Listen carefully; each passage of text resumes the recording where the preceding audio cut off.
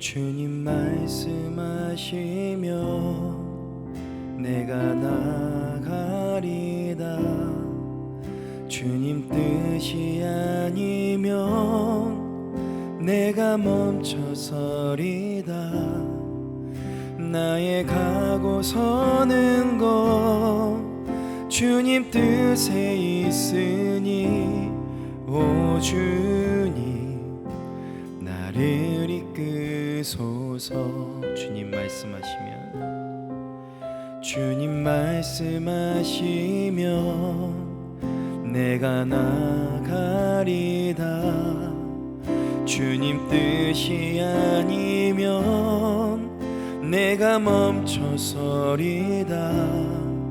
나의 가고 서는 것 주님 뜻에 있으니 오 주님 나를 이끄소서. 뜻하신 그곳에 나 있기 원합니다. 이끄시는 대로 순종하며 살리니 연약한 내 영혼 통하여 일하소서. 주님 나라와 그 뜻을 위하여 오 주님 나를 이끄소서. 주님 말씀하시면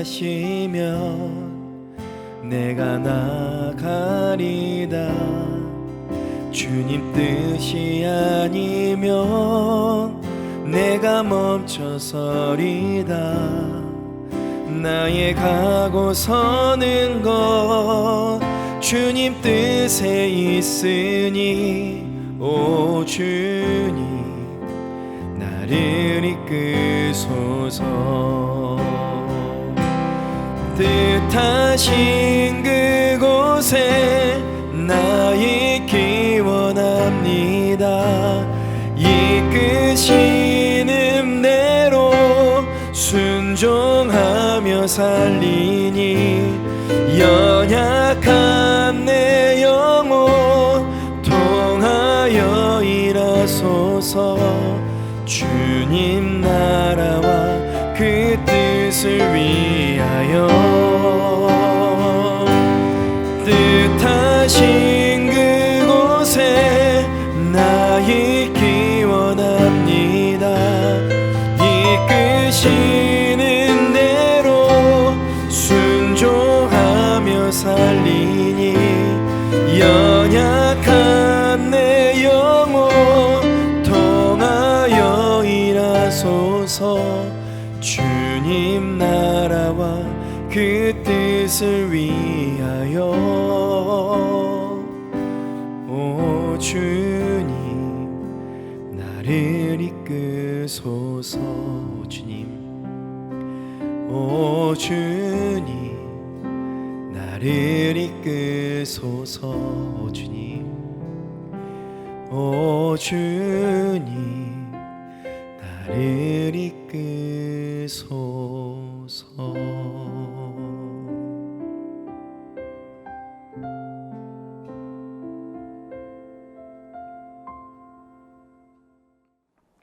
안녕하세요. 9월 4주차 가정예배 오신 여러분 환영하고 축복합니다. 오늘 우리에게 주신 말씀은 잠언 29장 1절에서 14절까지의 말씀이 있는데요. 제가 읽어보도록 하겠습니다. 잠언 29장 1절에서 14절까지의 말씀입니다. 자주 책망을 받으면서도 목이 곧은 사람은 갑자기 패망을 당하고 피하지 못하리라. 의인이 많아지면 백성이 즐거워하고 악인이 권세를 잡으면 백성이 탄식하느니라. 지혜를 사모하는 자는 아비를 즐겁게 하여도 창기와 사귀는 자는 재물을 잇느니라. 왕은 정의로 나라를 견고하게 하나 뇌물을 억지로 내게 하는 자는 나라를 멸망시키느니라. 이웃에게 아첨하는 것은 그의 발 앞에 그물을 치는 것이니라. 악인이 범죄하는 것은 스스로 올무가 되게 하는 것이나 의인은 노래하고 기뻐하느니라. 의인은 가난한 자의 사정을 알아주나 악인은 알아줄 지식이 없느니라. 거만한 자는 성읍을 요란하게 하여도 슬기로운 자는 노를 그치게 하느니라. 지혜로운 자와 미련한 자가 다투면 지혜로운 자가 노하든지 웃든지 그 다툼은 그침이 없느니라. 피 흘리기를 좋아하는 자는 온전한 자를 미워하고 정직한 자의 생명을 찾느니라. 어리석은 자는 자기의 노를 다 드러내어도 지혜로운 자는 그것을 억제하느니라. 관원이 거짓말을 들으면 그의 하인들은 다 악하게 되느니라. 가난한 자와 포악한 자가 섞여 살거니와 여호와께서 그 모두의 눈에 빛을 주시니라. 왕이 가난한 자를 성실히 신원하면 그의 왕위가 영원히 경고하리라. 아멘. 오늘 주어진 말씀은 잠언의 말씀입니다. 잠언은 우리가 일생 생활하는 데 가운데 주님께서 우리에게 주시는 지혜에 대해서 말씀하고 있습니다. 이 잠언은요, 우리가 이것도 문헌집이기 때문에 이 집이 조금 나눠져 있는데 총 5집으로 나눠져 있습니다. 그 중에 오늘 읽은 말씀은 4집에 해당하고 있는데요. 4집은 25장부터 29장까지의 말씀입니다. 근데 25장에 시작할 때 이렇게 이야기를 합니다. 유다왕 히스기야의 신하들이 편집한 잠언이라고 시작하고 있습니다. 즉, 이 잠언은 솔로몬이 쓰여졌다고 우리가 다들 알고 있지만 이 잠언이 솔로몬 시대 때만 있었던 것이 아니라 그 200년이 지나고 이 히스기야가 왕위로 있을 때에도 이 잠언은 계속 남아 있었다는 것입니다. 여러분 히스기야를 여러분 기억하고 계시나요? 히스기야는 솔로몬의 통치 이후에 그가 200년이 한 지나고 나서 그가 25세 때 29년 동안 유다를 다스렸었습니다. 그 히스기야 별명이 있었습니다. 여호와를 영화롭게 하는 왕이라는 칭호를 갖고 있었고, 그는 무너진 유다 왕국 가운데 예루살렘 성전을 수리하고 또한 우상을 파괴하고 그리고 유월절과 다른 절기들을 회복시키는 그런 운동을 한 그런 왕들 중 한 명이었습니다.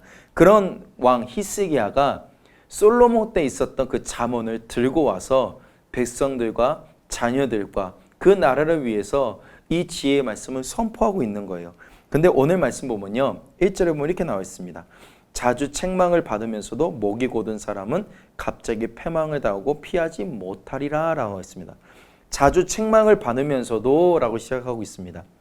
이 잠언의 말씀은요, 우리에게 좋은 말씀만 주는 것이 아니라요, 때로는 따끔하고 아픈 그리고 우리에게 훈계가 될 만한 말씀이 우리에게 주어지고 있습니다. 여러분, 사람은 누구나 훈계받고 또 훈련받고 어떤 지적을 받고 하는 것을 별로 좋아하지 않습니다. 그런데 여러분 아다시피 공부를 잘하려면 좋은 선생을 만나고 수많은 훈련을 해야 됩니다. 사업에 성공하려면 좋은 파트너를 만나야 되고 그 사업을 위해서 수많은 일들을 해나가야 됩니다. 최근에 우리 올림픽이 있지 않았습니까? 이 올림픽에도 좋은 코치가 있어야 되고 이 좋은 코치를 통하여서 정말로 힘든 훈련을 거쳐야만이 그 메달의 성과, 좋은 성과를 낼 수가 있는 것이죠. 사람은 누구나 반드시 훈련이 필요하고 거기에 합당한 훈계도 반드시 필요합니다. 그것이 우리를 성장하게 만드는 것이죠. 하나님이 우리가 이 땅에서 살아갈 때에 적절한 징계를 내려주십니다. 적절한 책망을 주신다는 것이죠. 좋은 징계를 우리에게 주셔서 우리가 생명의 길로 걸어갈 수 있도록 사단에게 먹이가 되지 아니하도록 우리를 이끌어 주신다는 것이죠. 그렇기 때문에 우리에게 징계를 주십니다. 그것이 때로는 힘들고 어렵습니다. 그걸 이해하기 힘들 때도 있고 때로는 너무나도 가슴이 아플 때도 있습니다. 그러나 하나님께서 주어주시는 그 좋은 징계는 우리를 살리시고 우리를 생명의 길로 인도하시는 것을 믿으시길 바랍니다. 그런데 목이 곧은 사람은 이 징계와 이 책망을 듣지 않는다는 것입니다. 자기의 잘난 맛으로 내 뜻과 내가 내 삶의 주인이 되어서 내 마음대로 살아가는 것, 그런 사람들은 이러한 징계를 듣기 싫어하고 듣지도 않는다는 것이죠. 그러면 그런 자들은 결국에는 자기가 사단의 먹이가 되어서 죽음의 길로 걸어가는지도 모르고 그냥 살아가고 있다는 것입니다. 여러분, 하나님께서 우리에게 징계하여 주실 때, 하나님께서 우리에게 충고하여 주시고 우리를 훈계하여 주실 때 그 말씀을 듣고 때로는 다 이해할 수 없지만 순종하며 살아가는 우리들이 되길 원합니다. 그런데 하나님께서 우리에게 이 징계를 내리시고 이 말씀하시는 것은 그냥 우리를 혼내기 위해서 아무 이유 없이 하는 것이 절대 아닙니다. 하나님이 우리를 사랑하시기 때문입니다. 하나님이 우리를 애틋하게 여기시기 때문에 하나님께서 우리가 나쁜 길로 갈 때 그것을 어떻게든 끌어들여서 우리를 훈계하고 징계하고 징조를 보여주셔서 그 길을 걸어가지 못하게 해 주신다는 것입니다. 우리가 그 하나님의 사랑을 알기를 원합니다. 하나님이 우리를 사랑하시기 때문에 이 훈계의 말씀, 이 징계의 말씀을 주신 줄로 믿습니다. 근데요, 이 책망은요, 이 자연의 형상과 우리의 삶의 모든 상황 가운데 일어나진 않습니다. 우리의 책망은 주님의 말씀으로부터 시작이 됩니다. 주님께 책망과 이 훈계는 주님이 말씀으로부터, 이 성경의 말씀으로부터 우리에게 말씀하고 계시하고 주신다는 것을 생각하시길 바랍니다. 그렇기 때문에 우리는 이 말씀을 반드시 묵상하고 이 말씀을 우리가 다 알 수 없지만 이 땅 가운데 우리가 살아가는 것 가운데 순종하며 살아가야 될 줄로 믿습니다. 주님은 오늘도 말씀하고 계십니다. 그리고 우리에게 순종의 말씀을 주고 계십니다. 지혜의 말씀을 우리에게 주고 계십니다. 그럴 때에 다 알 수 없지만, 다 이해할 수 없지만, 다 받아들이기 너무나도 힘들지만, 그러나 그것이 내가 살 길이고 하나님이 우리를 살리실 길임을 믿으며 살아가는 저와 여러분, 우리 홍익의 모든 가정 되기를 축복합니다. 이 말씀을 가지고 우리 질문을 좀 나누기 원하는데요. 첫 번째는요, 나의 생활 가운데 해야 하지만 하기 싫은 어떤 무엇일까를 좀 나눠봤으면 좋겠습니다. 그다음 두 번째로는요, 하나님이 나에게 주신 말씀 가운데 순종해야 하는 것은 무엇일까요? 이 두 가지 질문을 가지고 나누시고 주기도문으로 예배를 마치시면 되겠습니다. 감사합니다.